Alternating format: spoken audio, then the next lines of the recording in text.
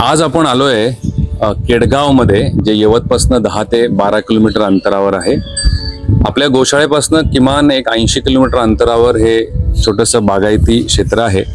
आणि या ठिकाणी आपण आलोय नंदू चौधरीजी यांच्याकडे, जे गेल्या अनेक वर्षापासून देशी गाईचं संवर्धन करणं आणि गायीवर आधारित पारंपरिक शेती करणं, की ज्याच्यामध्ये युरिया, केमिकल फ्री अन्नधान्य उगवणं आणि शेती आणि गोपालन करणं. आज आपण नंदूजींची सविस्तर चर्चा करूया की त्यांचा गोपालनचा प्रवास, गोरक्षण आणि नैसर्गिक शेती याचे वेगवेगळे पैलू आज आपण आपल्या ह्या व्हिडिओमध्ये चर्चा करूया.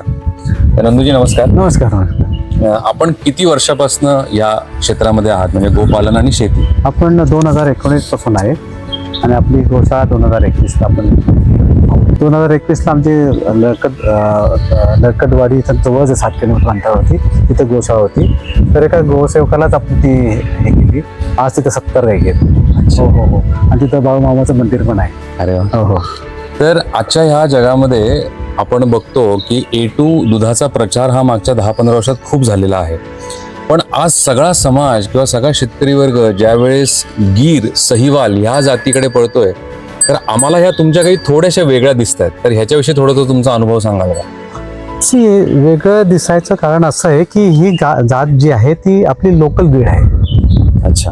लोकल ब्रीड म्हणजे की परमेश्वराने जसं की 60-70 प्रकारच्या जमिनी तयार केल्या, तसं त्या 64-66 जे काय म्हणतो आपण त्या जातीच्या गायी तयार केलेल्या आहेत.